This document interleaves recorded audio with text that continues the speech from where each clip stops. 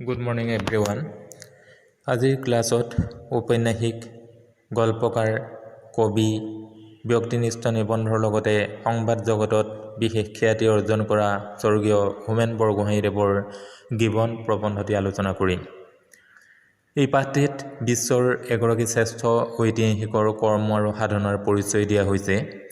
মানুহৰ জীৱনৰ লেখ জীৱনৰ দীৰ্ঘত্বৰ ওপৰত নিৰ্ভৰ কৰে মানুহৰ কৰ্মৰ ওপৰত। দৰাচলতে কৰ্মইহে মানুহক অমৰত্ব প্ৰদান কৰে। মানুহক অমৰত্ব প্ৰদান কৰা কৰ্ম সাধাৰণ নহয়, অসাধাৰণ। ইয়াৰ বাবে প্ৰয়োজন আত্মবিশ্বাস, অধ্যৱসায় আৰু সাধনাৰ একাগ্ৰতা। এডৱাৰ্ড গিবন নামৰ ব্যক্তিগৰাকীয়ে কেনেকৈ আত্মবিশ্বাস, অধ্যৱসায় আৰু সাধনাৰ মাজেৰে বিশ্বৰ এজন অন্যতম শ্ৰেষ্ঠ ঐতিহাসিক ৰূপে খ্যাতি লাভ কৰিলে তাকে ইয়াত কোৱা হৈছে। জীৱনত প্ৰকৃত সফলতা লাভৰ মূল মন্ত্ৰ যে অধ্যৱসায় আৰু আত্মবিশ্বাস, এই বিষয়ে এটা ধাৰণা দিয়াৰ উদ্দেশ্যেই পাঠটি তোমালোকৰ পাঠ্যপুথিত অন্তৰ্ভুক্ত কৰা হৈছে।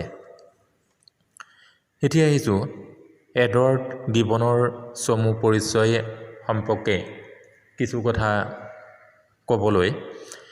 এডৱাৰ্ড গিবন আছিল বিশ্বৰ এগৰাকী সৰ্বশ্ৰেষ্ঠ ঐতিহাসিক, এগৰাকী ব্ৰিটিছ নাগৰিক।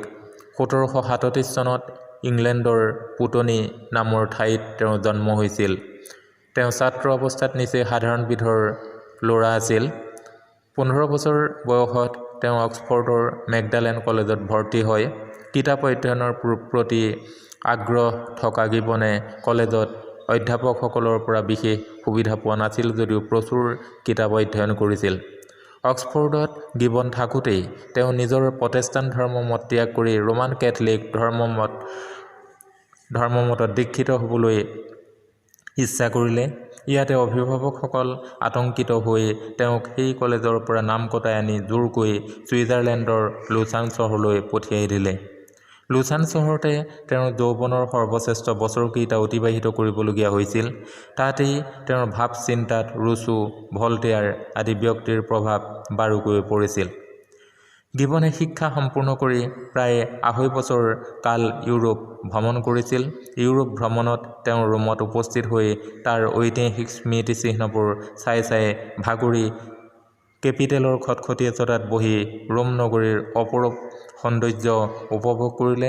তেওঁৰ ধ্যানমগ্ন দৃষ্টিত উন্মোচিত হ'ল শতাব্দীৰ পিছত শতাব্দীবোৰ। তেওঁৰ মনলৈ আহিল ৰোম নগৰীৰ এখন ইতিহাস লিখাৰ। ইয়াৰ ফলতেই সৃষ্টি হ'ল তেওঁৰ সৰ্বশ্ৰেষ্ঠ ইতিহাস, the history of the decline and ফল অৱ দ্য ৰোমান এম্পায়াৰ। প্ৰায় 17 বছৰ কঠোৰ শ্ৰমৰ অন্তত তেওঁ এই গ্ৰন্থখন ৰচনা কৰিব পাৰিছিল। ইয়াত ৰোম চহৰেই নহয়, সমগ্ৰ ৰোমান সাম্ৰাজ্যৰ উত্থান পতন, সম্ৰাট এণ্টনিনাছৰ ৰাজত্বকালৰ পৰা আৰম্ভ কৰি তুৰ্কীসকলৰ দ্বাৰা কনষ্টাণ্টিনোপলৰ অধিকাৰৰ সময়লৈকে সুদীৰ্ঘ 14টা শতাব্দী সামৰি লৈছে। শক্তিশালী আৰু ব্যতিক্ৰমী গদ্যশৈলী ৰচনাৰ বাবেও তেওঁ বিখ্যাত। তেওঁৰ মৃত্যু হয় 1794 চনত। উল্লেখযোগ্য যে 1781 চনৰ পৰা 1784 চনলৈ ব্ৰিটিছ সংসদৰ সদস্য হিচাপে তেওঁ দায়িত্ব পালন কৰিছিল। এডৱাৰ্ড গিবনে ক'ত কিদৰে শিক্ষা গ্ৰহণ কৰিছিল? অতি সাধাৰণ ল'ৰা এডৱাৰ্ড গিবনে ছাত্ৰ হিচাপে কোনো অসাধাৰণ বুদ্ধিমত্তাৰ পৰিচয় দিব পৰা নাছিল। 15 বছৰ বয়সত তেওঁ অক্সফৰ্ডৰ মেকডালেন কলেজত ভৰ্তি হয়। জগত বিখ্যাত অক্সফৰ্ড বিশ্ববিদ্যালয়ৰ তেতিয়া কিন্তু বৰ শোচনীয় অৱস্থা আছিল। পঢ়া শুনা বিশেষ নহয় বুলিয়েই ক'ব পাৰি। কিন্তু কিতাপ অধ্যয়নৰ প্ৰতি আগ্ৰহ থকা গিবনে কলেজত অধ্যাপকসকলৰ পৰা বিশেষ সুবিধা পোৱা নাছিল যদিও প্ৰচুৰ কিতাপ অধ্যয়ন কৰিছিল। গিবনে অক্সফৰ্ডত থাকোঁতেই তেওঁ নিজৰ প্ৰটেষ্টাণ্ট ধৰ্মমত ত্যাগ কৰি ৰোমান কেথলিক ধৰ্মমতত দীক্ষিত হ'বলৈ ইচ্ছা কৰিলে। ইয়াতে অভিভাৱকসকলে আতংকিত হৈ তেওঁক সেই কলেজৰ পৰা এৰুৱাই আনি জোৰকৈ ছুইজাৰলেণ্ডৰ লুচান চহৰলৈ পঠিয়াই দিলে। লুচান চহৰতেই তেওঁৰ যৌৱনৰ সৰ্বশ্ৰেষ্ঠ বছৰকেইটা অতিবাহিত কৰিবলগীয়া হৈছিল। তাত তেওঁ পঢ়াৰ উপৰি ৰুছো, ভলটেয়াৰ আদি ব্যক্তিৰ প্ৰভাৱ বাৰুকৈ পৰিছিল। লুচান চহৰতেই তেওঁ শিক্ষা লাভ কৰি সমাপ্ত কৰিছিল। শিক্ষা সম্পূৰ্ণ কৰি গিবনে প্ৰায় ২৫ বছৰ কাল ইউৰোপ ভ্ৰমণত অতিবাহিত কৰিছিল। এনেকৈ ভ্ৰমণ কৰোঁতে তেওঁ ১৭৬৪ চনৰ ১৫ অক্টোবৰত আহি ৰোমত উপস্থিত হয়।